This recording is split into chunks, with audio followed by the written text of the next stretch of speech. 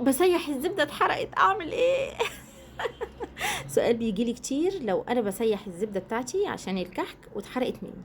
نتكلم على شوية ديفوهات كده لو حصلت معايا ازاي اقدر اعالجها وليها حل ولا لا.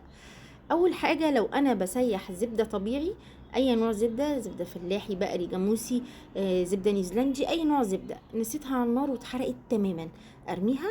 مش هنرميها، هنتخلص من المرتة عشان دي ملهاش حل ابدا، مش هينفع نعالجها. ولكن الزبدة هنجيب بمقدار الكيلو، لو انا بسيح كيلو يبقى هحط على كل كيلو ربع كيلو لبن حليب، لبن حليب مش معلب، لبن حليب من عند اللبان او السوبر ماركت. ليه؟ علشان يبقى بخير وقشطته فيه ودسم، اقدر استفيد منه، المعلب مش هينفع.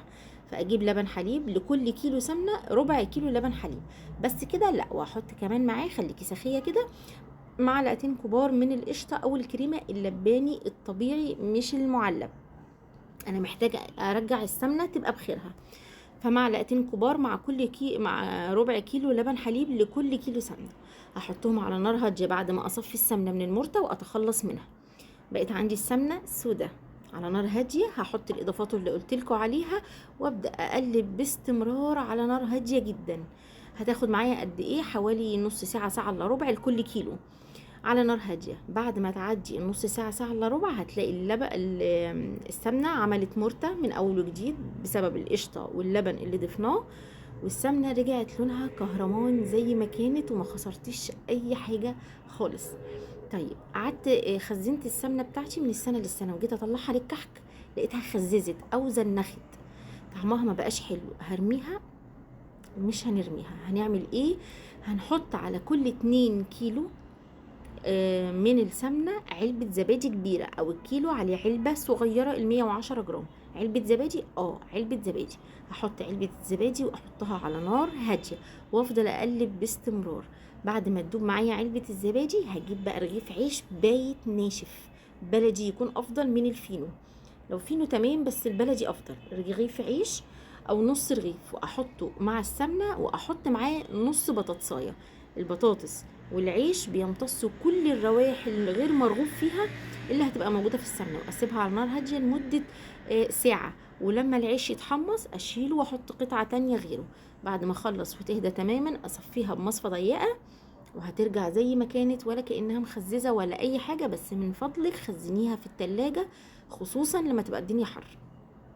خلاص كده. طيب أنا شغالة في الكحك، ناخد صنف صنف من حلويات العيد. شغالة في الكحك، الكحك مش هينفع أضيف عليه المواد السائلة سواء اللبن أو المية أو المظاهر، الموارد، أيا كان اللي بتضيفه عليه، غير لما أتأكد تماما تماما ان الزبدة دابت كويس جدا وقوام العجين كريمي بيلزق جدا في الايد. في المرحلة دي اقدر اضيف المية.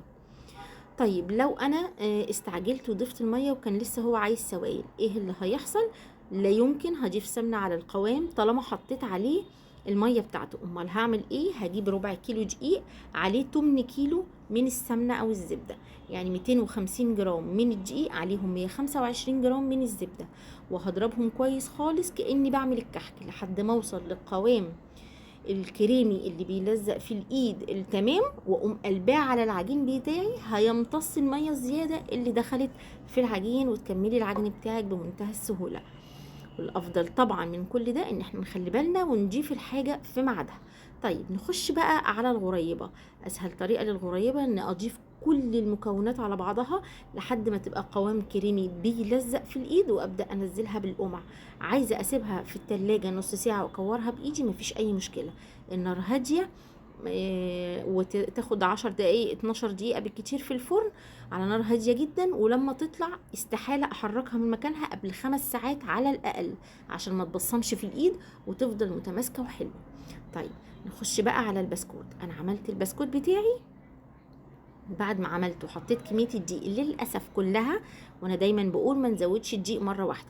حطيت الزبدة والسكر والبيض والمواد السائلة اللي هي اللبن او عصير البرتقال او ايا كان، وبعدين حطيت الدقيق كله مرة واحدة، والعجينة تماسكت مني. ايه المادة اللي انا ممكن اضيفها علشان تعدل القوام؟ ازود لبن تاني؟ لا، هيعضم. هزود ايه؟ هزود زبدة. طب هزود الزبدة على الخليط على طول؟ هزودها، ولكن ازاي؟ لازم اضرب الزبدة لوحدها الاول تعمل فوم، عالي زي ما انا عملت في البداية، تبقى كريمية وهشة وخفيفة، وبعدين اضيفها للخليط بتاعي معلقتين معلقتين لحد ما اتأكد ان خلاص انا كده مش محتاجة سوائل. اعرف منين العجينة بتلزق في الايد على بسيط طرية جدا؟ طيب اعرف منين العجينة محتاجة دقيق تاني ولا لا؟ مش اول ما احط الدقيق ولا ايه سايل ازود دقيق. ليه؟ البيتي فور والبسكوت لما بحط الدقيق اول ما بحطه بيبقى العجين سايب خالص، بتسويه ثواني ثواني بس اهدي عليه، الدقيق بيمتص كل السوائل اللي موجوده في الخليط بتاعي. فما استعجلش امتى هحط الدقيق، اخلي قراري بطيء شويه.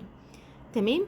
طيب البيتي فور نفس الحكايه، لو انا زودت كميه الدقيق لازم ارجع تاني اضرب الزبده لوحدها وازودها على الخليط. ما ينفعش ابدا ازود بيض لا في البسكوت ولا في البيتي فور، لان البيض ماده رافعه زي البيكنج باودر والنشادر، فهتنفش قوي معايا الحاجه وهتبوظ. يبقى الحاجه الوحيده اللي ينفع تضاف الزبده. تمام. والكاكاو قوامه كثافته غير الدقيق، فلما اجي احط على البسكوت او البيتي فور كاكاو لازم بزود معاه معلقه زبده عشان اعادل القوام تاني، وبضرب الزبده مع الكاكاو لوحدهم الاول واضيفها على الخليط عشان اتاكد ان مفيش تكتلات وان الكاكاو اتوزعت بشكل متساوي على العجين، عشان انا ما اقدرش اعجن البيتي فور او البسكوت عجن زياده عن اللازم عشان ما يعملش عرق. يبقى اللي انا هعمله اضرب الزبده والكاكاو بمضرب يدوي على ايدي كويس جدا لحد الزبده ما تبقى هشه والكاكاو تتوزع بشكل متساوي، وبعدين اقلب الخليط على البيتي فور بتاعي واقلب التقليبتين الصغيرين اللي بيعدلوا كل حاجه. نتكلم عن ايه تاني يا جماعه؟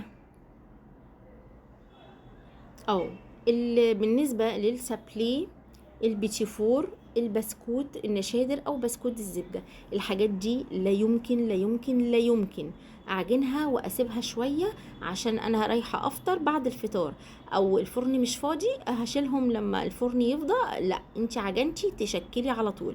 ايه اللي هيحصل لو انا ما عملتش كده؟ اول ما تحطي الحاجه في الفرن اولا القوام هيتقل جدا، لان الدقيق هيفضل يمتص بشراهه المواد السائله اللي انت حطاها سواء الزبده او البيض، فالقوام اختلف وبقى تقيل. دي نقطه. النقطه التانية، اول ما تدخليها الفرن هتلاقي الصاج اتملى سمنه والكحك بقى عايم فيه نطر سمنته، حتى لو رجع شربها تاني لما يطلع من النار هيبقى قلبه عجين وهو معضم جدا.